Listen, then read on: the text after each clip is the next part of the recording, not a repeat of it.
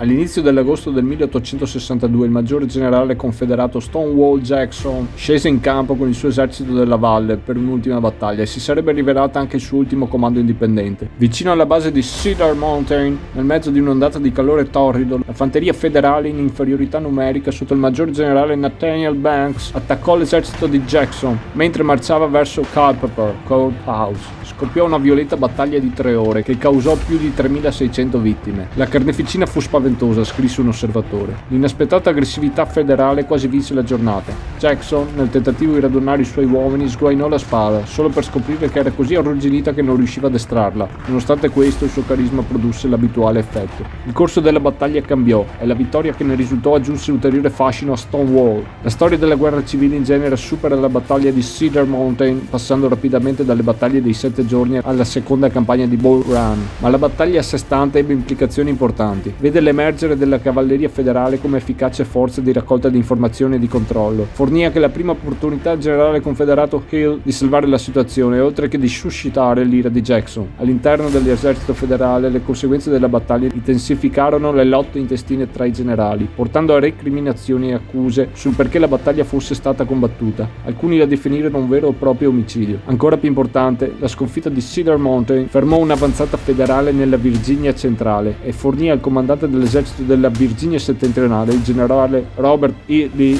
l'opportunità di guadagnare l'iniziativa e portare la lotta lontano da Richmond e verso Washington. Stonewall Sword, primo titolo nella Blind Swords Series, un wargame per 2 giocatori con sistema di cheat pool originariamente progettato da Herman Luttman and published by Revolution Games. Il sistema enfatizza le 3 FOWs del conflitto militare: Fog of War, Friction of War and Fortunes of War. Il sistema mescola eventi con cheat di attivazione e non garantisce che ogni unità sulla plancia sarà in grado di attivarsi a ogni turno o che ogni unità si attiverà solo una volta. Il sistema è progettato per costringere i giocatori a prendere decisioni difficili a ogni cheat pool. Ogni esagono sono circa 140 yard. Fanteria e cavalleria rappresentano reggimenti mentre l'artiglieria batterie individuali. Un punto forza equivale a 50 uomini o un singolo cannone. Ogni turno è trascorrere di 20 minuti. Blind Swords Series, Stonewall Sword. Dai che andiamo.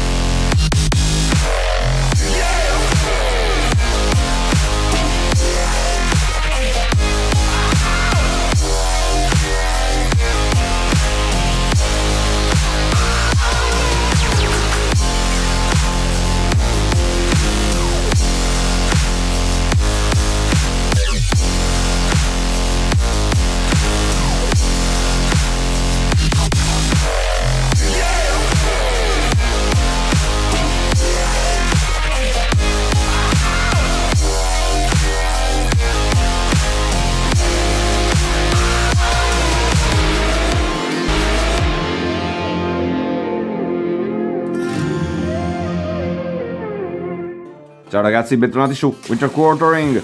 Parliamoci subito chiaro. Siccome questo è un gioco dove si usa la tazza per pescare le cheat, la tazza deve essere opaca, quindi per non incorrere nello spiacevole inconveniente che inserite le cheat nella tazza e poi scoprite che c'era ancora il fondo del caffè o era piena e poi vi tocca chiamare in causa l'onnipotentissimo, iscrivetevi al canale, mettete mi piace il video che date una mano. In ogni caso grazie mille a prescindere per aver scelto ancora Winter Quartering per un altro vaneggio e delirio assieme. Adesso bando alle ciance però, perché andiamo a fare un tutorial per Stonewall Sword, però è un tutorial valido per tutta la Blind Swords Series, perché il 99% di quello che dirò è applicabile a tutti i giochi. Ogni gioco insomma ha la sua peculiarità. Ci sono le Rule Series con il manuale a parte per ogni gioco. Stonewall Swords aveva ancora un manuale tutto unico perché è il primo titolo insomma. Core Rule Series le ho lette con la versione 1.13 del 2024 fornita con Shiloh The First Day, sono praticamente identiche, quindi se guardate questo video qua poi potete attaccare qualsiasi altro gioco della 6 senza nessun problema. Andiamo subito a bomba e vediamo come si gioca. Condizioni di vittoria. Giocatori guadagnano punti vittoria controllando importanti punti geografici sulla mappa. In Stonewall Sword l'unionista li totalizzerà alla fine di ogni turno, mentre il confederato sulla fine partita. In più si totalizzeranno punti infliggendo perdite all'avversario. In Stonewall Sword un punto per ogni strength point eliminato o sulla broken track. Non c'è vittoria automatica, si va sempre alla fine dei turni dello scenario in corso. In Stonewall Sword ce ne sono due. Uno lungo da 14 turni e uno breve da 5 turni. Analizziamo i componenti, partiamo dalla mappa, che ovviamente presenta diversi terreni, illustrati nella Terrain Key per distinguerli agilmente. Andiamo poi con i protagonisti del nostro discorso, i counter delle unità. Vediamo in alto, molto importante, il nome della brigata, importante per l'attivazione. Qui per flavor abbiamo il nome del reggimento. Fucile, unità di fanteria. Valore in basso a sinistra, strength point, punti di forza. Valore in basso a destra, cohesion rating, che riflette l'addestramento, la disciplina, l'esperienza e il morale dell'unità. Letterina incasellata in nero vicino agli strength points, il tipo di armamento. Questi in particolare sono armati con smoothbore, fucili più vecchi, tipo napoleonici. Potrebbero avere dei più moderni rifle. Vediamo qui un'unità di cavalleria, stesso discorso. Poi ovviamente abbiamo unità di artiglieria. Questi sono armati con un mix, ma potrebbero essere smoothbore o rifle. Un'unità avrà sempre uno suo fresh side e nel suo retro un battle worn side con valori ridotti. Andando avanti con i componenti del gioco avremo bisogno di una draw cap, avremo delle activation cheats infatti, e 2 di 6 di cui uno deve essere rosso, ragazzi, mi raccomando, importante. Stack and limits è di 8 strength points per esagono. Può essere ecceduto anche durante il movimento, basta che sia rispettato alla fine dello stesso. Per il purpose del limite di stacking si calcola sempre il valore stampato sul counter, ma il valore modificato da altri segnalini antipatici tipo shaken, disrupted o condizioni varie di unsupported. Artillery, ragazzi, solo per lo stacking contano 0.75, quindi 4 points di guns sono 3 stacking points, 8 sono 6 fino a un massimo di 10, che quindi sarebbero 7 e mezzo. Attenzione, le artiglierie possono entrare le wood axis, i boschi, solo se sono anche in una casella con una road. Attenzione che le road, a parte avere movimento speciale, per utilizzare questo movimento speciale, il road movement, il limite di stacking è verificato non solo alla fine del movimento ma in tutte le fasi. Quindi se eccediamo gli 8 point di stacking non potremo utilizzare road movement, quindi pagare l'intero costo dell'esagono in cui stiamo entrando, con la conseguenza che l'artiglieria non potrebbe entrare nei woods. A parte eccezione per Stonewall Swords, ci costa 3 movement points, come scritto nel manuale. In ogni caso il limite di 8 deve essere rispettato alla fine del movimento. Ci sono delle large units con strength points di default più alto di 8, queste contano comunque come 8. Se c'è qualche condizione che ci fa andare in forced overstacking, quindi obbligatoriamente dobbiamo overstaccare, comunque poi alla fine di tutto muoviamo legalmente in modo da non forzare e violare mai questo limite. Sequence of play. Una partita è giocata in una serie di turni, le seguenti in ogni turno avremo le seguenti fasi: Command Decision Phase, Artillery Phase, Cheat Draw Phase, Brigade Activation Phase, End Phase. Begin with the Command Decision Phase. Quindi andiamo a comporre la nostra Draw Cap. Per ogni giocatore dispone di 7 uniche event cheats. Di queste 7 sceglierà una cheat da inserire nella draw cap. Il resto delle cheat le copre dall'altro lato, le mischia, ne sceglie 2. Senza guardarle le rimuoverà dalla partita per questo turno. Il rimanente, ovvero i rimanenti 4, verranno inserite nella draw cap. Oltre a questo andremo ad inserire tutte le cheat di divisione e le cheat CIC disponibili dentro la tazza, a cui come tocco finale andremo ad aggiungere le cheats Fortunes of War and Fog of War. Shakeriamo per bene e siamo pronti per dare inizio alla partita. Andiamo quindi con l'Artillery Phase.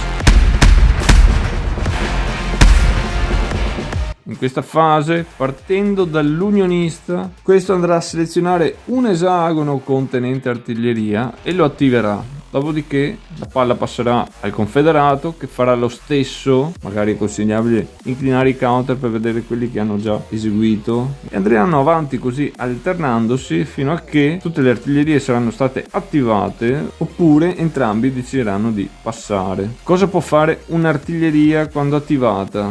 Può o muovere oppure fare fuoco, non entrambi. Le artiglierie hanno a disposizione 5 punti movimento, ragazzi. 5. Come ci si muove? Ovviamente bisogna dare un'occhiata alla tabella dei terreni, perché ogni terreno oppure bordo di un esagono ha un suo costo oppure un costo aggiuntivo. Alcuni non sono consentiti. Ricordarsi che possono solo entrare e uscire da un woods tramite una connected road. Le artiglierie, oltretutto, non possono mai fare engage. Engage significa muoversi adiacente un enemy unit. In questo caso vediamo così perché è stata la cavalleria a fare engage. Le artiglierie non possono mai muoversi adiacente alle enemy units. Le artiglierie che sono nel terreno angle oppure nei woods, quindi in una road, non possono mai fare fire in queste condizioni. Nella maggior parte dei casi le artiglierie possono fare fire overhead, quindi sopra friendly unit, al contrario della fanteria, che può solo fare fire overhead enemy units, sempre rispettando altre condizioni magari di linea di vista e di altezza. Durante la fase artillery, se un'artiglieria deve ritirarsi dopo magari un risultato di fire parte dal nemico, quindi gli sparano, lei deve ritirarsi e deve ancora essere attivata, questo conterà per la sua attivazione del turno. Nella fase artillery si attiva anche la cavalry. Sì. Quindi al posto di selezionare un'artiglieria potremmo selezionare una cavalry. Le cavalry, ragazzi, hanno 10 movement points. Quando le attiviamo loro possono agire come fossero una normale unità di fanteria che vedremo poi, quindi potrà fare fire combat, poi il movement, poi eventualmente close combat a sua discrezione. Importante, può usare il road march movement lungo le pikes, una cosa che si fa lungo le pikes, che sono le due vie che tagliano la mappa in Stonewall Sword. Possono utilizzare il road march movement anche se non sono sotto un maneuver order. Andiamo a vedere come si esegue il fire. Quindi in questo caso selezioniamo un'artiglieria, selezioniamo un bersaglio, contiamo le hexes dall'artiglieria al bersaglio senza contare la hexes di partenza, quindi 1, 2, 3, 4, 5. La gittata è a 5, la linea di vista si traccia dal centro dell'esagono e conta tutto quello che tocca oppure attraversa. Quindi in questo caso qua anche una enemy unit, quindi dovremo fare overhead fire. Molto importante, bisogna sempre verificare la linea di vista, quindi vediamo questi numeretti in bianco sulla mappa, il 6, 8, questo ci indica l'altezza del terreno. Consiglio questo schema stampato da BGG, lo potete trovare caricato da un utente, per la rappresentazione grafica di tutte le linee di vista, che è molto subito intuitivo. Quindi totalizziamo i nostri punti di forza. Un C conta come mezzo punto. Gli arrotondamenti si fanno alla fine del conteggio e vengono sempre arrotondati per difetto, quindi sarebbe 4,5, quindi è 4. Notiamo però anche il differente armamento. Abbiamo i rifle e abbiamo 3 punti di mixed, questi vanno calcolati diversamente perché andiamo a vedere il weapon ranges. Quindi vediamo che il nostro rifle siamo a 5, quindi una distanza effective sparerà al 100%, il mixed lo stesso 100%. ok, vedete che avrebbero potuto sparare al 150% con canister a 2, gittata lunga 50%, dimezzavamo, gittata estrema. Questi sono i guns della fanteria, questi sono per i cannons, stesso procedimento. Bene, è il momento di tirare i nostri dice. Il dado rosso conterà sempre per il dado della decina, quindi in questo caso è 41, abbiamo fatto 41. Troviamo la colonna dei nostri strength points che sono 4, incrociamo con il tiro di dado che è un 41. Ecco, questi sono i cohesion rating del bersaglio. L'unità bersaglio era cohesion rating 0? Era cohesion rating 1 o 2? No, perché è cohesion rating 4, quindi non ha nessun effetto. Mettiamo il caso che avessimo tirato un 54, quindi se abbiamo tirato un 54 e qua abbiamo 2,4 vuol dire che andiamo avanti, il colpo ha successo, ha fatto qualcosa.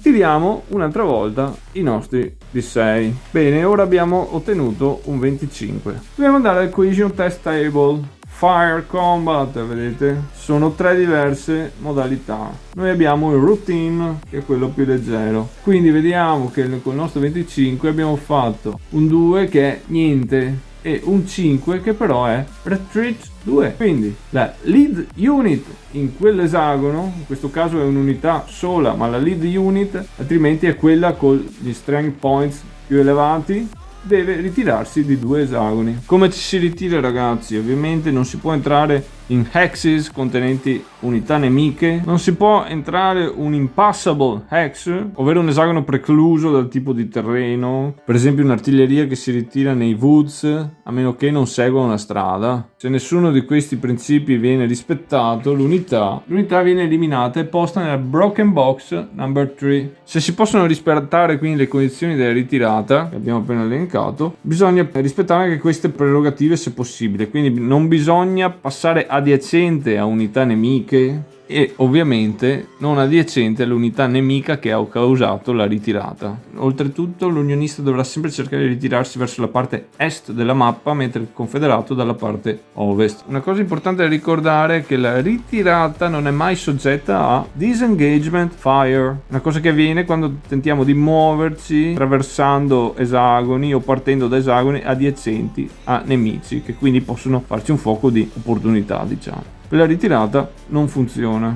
come neanche vedremo per le Advanced After Combat. Andiamo a vedere altri risultati possono essere conseguiti qui nella tabella della Cohesion Table. Ne abbiamo una D, in quel caso è depleted, quindi l'unità se era nel suo lato flash viene messo nel Battle Worn Side. Se era nel Battle Worn Side deve fare un break test. Come si fa il break test? Si prende il suo valore di morale, si tira un D6, se facciamo un numero uguale o inferiore al suo modified cohesion rating, ha superato il break test e quindi riceverà una moral hit, si chiama. Quindi prenderà shaken e se era già shaken lo gireremo a disrupted. Se era già disrupted non succede niente. Abbiamo detto modified cohesion rating, come si modificano? Con questi segnalini qui. Oppure se l'unità è unsupported. Unsupported cosa vuol dire? Che non è adiacente a nessuna altra unità della sua stessa brigata. In questo caso è supported. Essere unsupported è un -1 al cohesion rating. Ricordiamoci, non siamo mai supported dentro i woods, anche se adiacenti ai nostri amici della stessa brigata. Se eccediamo con il tiro di dado il nostro modified cohesion rating, dobbiamo verificare di quanto lo eccediamo. In questo caso lo eccediamo di 2. Andremo quindi a porlo nella broken box number 2 dal suo lato battle worn e togliamo eventuali segnalini moral hit presenti su di lui. Bene, altro risultato presente D2, che vuol dire che oltre a mettere lui nel battle worn, metteremo eventualmente l'unità col strength point più alta dopo di lui presente nello stesso esagono, sempre in modalità battle worn. MH moral hit.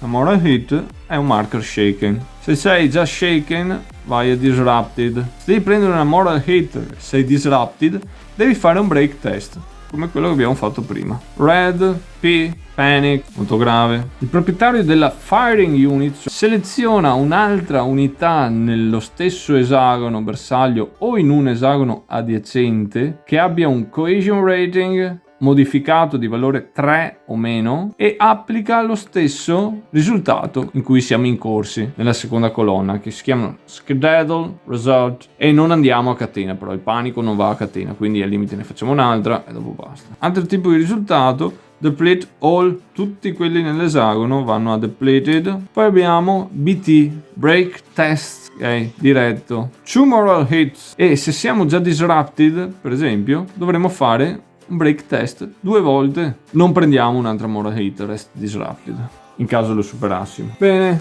questa è la thriller phase. Adesso andiamo alla cheat draw phase. Andiamo quindi a vedere cosa servono queste cheat che potremo estrarre quindi nella nostra tazza, nostra cup. Allora, le cheat sono le wild cheat, che si compongono di Fortune World e Fogel World. Poi abbiamo i nostri events che abbiamo visto prima. Poi abbiamo le division activation cheat.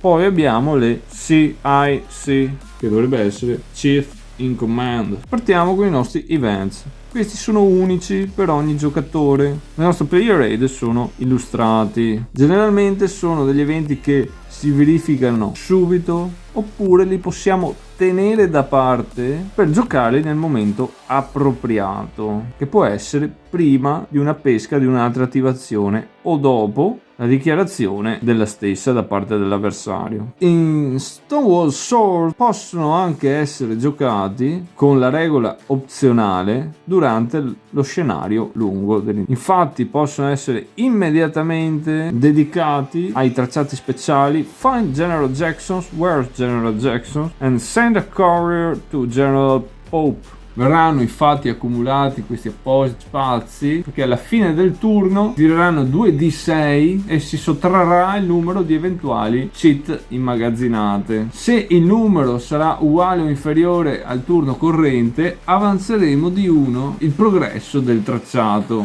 Quando questo raggiungerà il punto finale, in quel caso, per esempio, qui avremo la possibilità di fare un deploy del nostro General Ricketts e quindi questo entrerà in gioco. Insomma, questa sostanzialmente è la meccanica. Per i dettagli vi lascio le regole opzionali nel regolamento. Andiamo dalle wild cheats. Abbiamo la Fog of War. Quando questa viene estratta bisogna immediatamente tirare un d6 e andare a controllare cosa succede. C'è una Uncontrolled Unit Advance, quindi l'avversario ragazzi farà avanzare un'unità dell'Unione. Se entra o lascia un Woods, un Cornfield, prende una Moral Hit. Uncontrolled Union Withdrawal, il contrario di questa, si ritira invece che avanzare. Uncontrolled Confederate Advance, Confederate Withdrawal sono uguali. Possible Union General Casualty, Possible Confederate General Casualty. In questo caso si va subito a tirare qui e vediamo se qualcuno ci lascia le penne. Per esempio qua mettiamo che fosse uscito un 5, poi abbiamo tirato un 1, quindi Union, quindi Banks ci lascia le penne. Quando Banks ci lascia le penne, vediamo qui che immediatamente viene sostituito il suo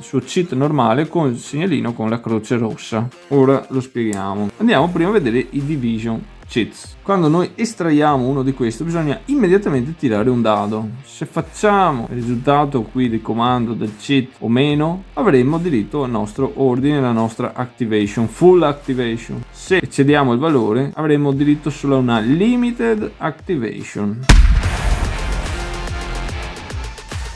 Diciamo abbiamo fatto una full activation. Giriamo il nostro division cheat e vediamo le brigades che ha sotto il suo comando. Quindi noi possiamo decidere di attivare solo una di queste brigate. In questo caso, per esempio, diciamo di attivare early. Quando attiviamo una brigade abbiamo una full activation. Le cose da fare sono: primo, dare un ordine. Gli ordini sono 4: attack, defend, maneuver, regroup.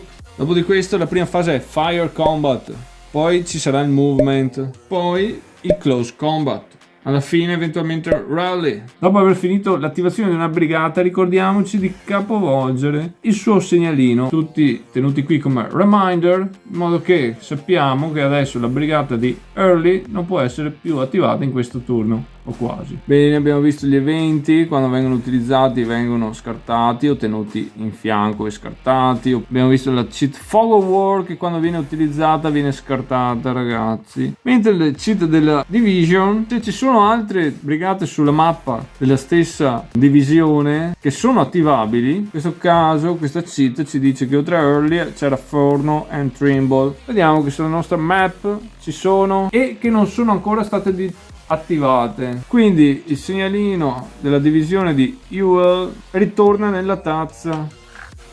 Vediamo il CIC cheat. Quando peschiamo questo segnalino possiamo utilizzarlo subito o tenerlo da parte come segnalini evento. Questo ci consente di attivare una qualsiasi brigata sulla mappa, anche una che è stata già attivata, e gli diamo una full activation. Attenzione però, se invece il nostro CIC è ferito, dobbiamo tirare un D6. Se eccediamo il suo valore di command, l'attivazione è bruciata, non abbiamo neanche una limited activation, è bruciata, non facciamo niente. In ogni caso, dopo aver utilizzato uno di questi cheats, questo viene scartato, non ritorna in tazza. Ora andiamo a vedere l'ultimo cheat, che è un wild cheat, Fortunes of War. Quando peschiamo questo, lo scartiamo, ma il prossimo cheat che verrà pescato verrà scartato a sua volta. Ragazzi, vediamo, ci potrebbero essere dei rinforzi che entrano in un certo turno della partita. Questi vengono portati in campo solo con una full activation, quindi li mettiamo l'esagono della mappa adibito, lo scenario, e da lì poi possono svolgere il loro ordine. Andiamo a vedere la Brigade Activation Phase. Allora, per prima cosa bisogna dare un ordine. Questo ci limita a quello che noi possiamo eseguire. Infatti un ordine di attack ci consente di ingaggiare, ci dà 4 punti di movimento, ci consente di fare fire combat e anche close combat, ma non ci consente di fare rally, rebuild, defend order, maneuver. Poi abbiamo regroup. Andiamo a vedere il fire combat tra fanterie. Può essere eseguito nell'ordine defend, nell'ordine attack. Allora bisogna selezionare un esagono bersaglio e poi le unità che fanno fuoco. Ogni unità può fare fuoco solo una volta durante questa attivazione, ma possono essere combinate verso uno stesso bersaglio oppure farlo una dopo l'altra, quindi un'unità nemica può essere bersaglio più volte durante un'attivazione. In questo caso qua sommerebbero, per esempio, decidono di farlo assieme 6 più 4, guardano l'armamento, guardano il range, guardano eventuali shift e vanno a tirare sulla Combat Result Table, eventualmente a tirare anche nella Cohesion Test Table ed applicare i risultati. Quindi dopo il fire c'è il movimento come illustrato in precedenza, quindi andiamo a vedere terreni, andiamo a verificare lo stacking, andiamo a vedere quanti punti di movimento abbiamo. Dopo il movement avremo il close combat. Ricordiamoci, close combat e fire combat è sempre volontario. Dobbiamo dichiarare in precedenza tutti i close combat nel turno e poi dovremo eseguirli uno dopo l'altro senza più poter rinunciare. In caso di attaccanti multipli identifichiamo sempre una casella che è l'Assaulting Hex.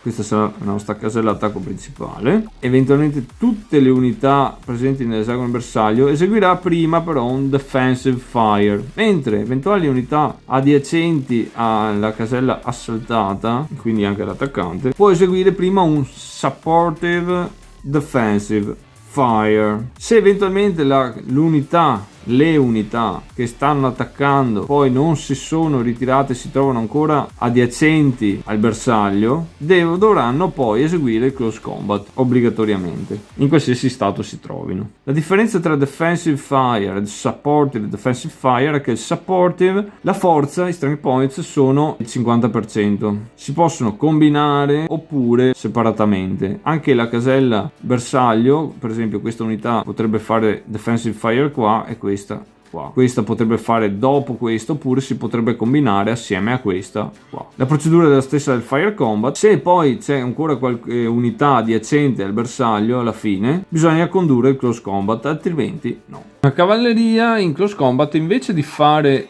defensive fire quando attaccata, può invece volontariamente fare un withdraw di un esagono. L'unità nemica può avanzare dopo di questo. Quando fa questo, la cavalry non subisce mai disengagement fire e non c'è neanche un limite di withdrawal che può fare durante un turno. Come funziona il close combat? Si contano i punti di forza solo dell'assaulting hex. I punti del flanking hex, si chiama flanking, vengono sommati solo per eventuali modificatori di ratio. Infatti noi qui abbiamo il close combat shift, vedete, outnumbering 3-2 in un senso o nell'altro, 2-1, 3-1. Troviamo la nostra colonna di forza indicata, mi raccomando usiamo solo gli strength point dell'assaulting hex, con eventuali shift tiriamo i nostri 2 dadi. La grande differenza è che se anche non troviamo un corrispondente di coesione della casella avversaria, noi tireremo sempre poi i risultati almeno sul close fight, quindi avremo sempre una possibilità. Andiamo poi cohesion tables per il close combat, close fight, i risultati sono come gli altri. Vediamo qui che magari c'è anche A per l'attaccante, stesse robe,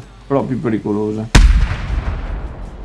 Le retreat le abbiamo viste, andiamo a vedere l'advanced after combat, perché se l'esagono viene liberato di uno noi possiamo fare advanced after combat tutte le unità che hanno partecipato, a meno che non violino lo stacking come in questo caso. Se avesse dovuto ritirarsi di 2, noi possiamo avanzare di 2. Il primo esagono è obbligatoriamente quello lasciato libero, il secondo può essere un altro. Non siamo soggetti a disengagement fire, come nella ritirata, il fuoco di opportunità. Fuoco di opportunità cosa consiste? Praticamente un fire, però con gli strength points calcolati al 50%, e lo prendiamo in ogni punto del movimento. Durante il movimento normale partissimo da qua, andassimo qui, disengagement fire, se andiamo qui, se lo prendiamo da lui e anche da lui, eventualmente da lui, e se andiamo via qui, se lo prendiamo da lui e da loro. Bene, dopo fire, movement, close combat c'è il rally.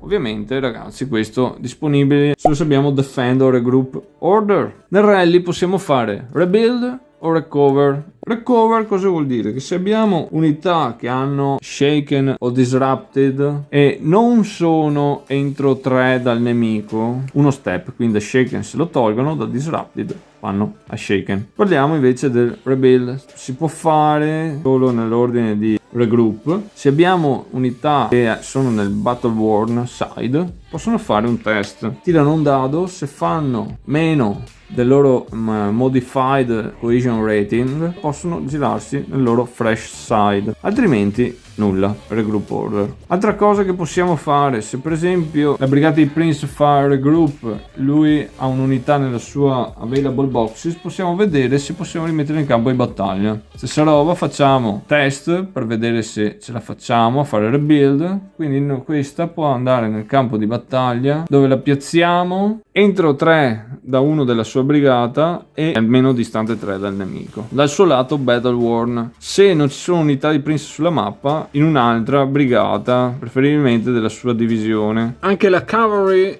e l'artillery possono fare recover and rebuild. Per beneficiare di ciò devono essere però adiacenti alle unità di fanteria di una brigata che sono sotto l'ordine regroup o defend. Puntualizziamo che se un'unità sotto ordine del regroup decide di fare recovery, poi non potrà fare rebuild o uno o l'altro. Bene, quindi cheat dopo cheat si va avanti per scale finché la tazza è vuota. A quel punto si va alla end phase. End phase, final held event cheat step, ovvero se abbiamo tenuto da parte qualche cheat evento o una CIC cheat possiamo giocarla in questo momento. Poi calculate and record union victory points, e vedere se qualcuno dell'unione tiene qualche punto e lo assegniamo nella victory point track. Flippiamo tutti i segnalini di visione pronti per il prossimo turno, mandiamo giù di uno tutte le unità nella broken box, iniziando dalla broken box 1 andando avanti. Andiamo a verificare uno di questi tracciati opzionali. Where is General Rickett? Where is General Jackson? Andiamo a fare i tiri di dado stabiliti eventuali, raccogliamo tutti i nostri cheat evento, poi muoviamo il turno di gioco.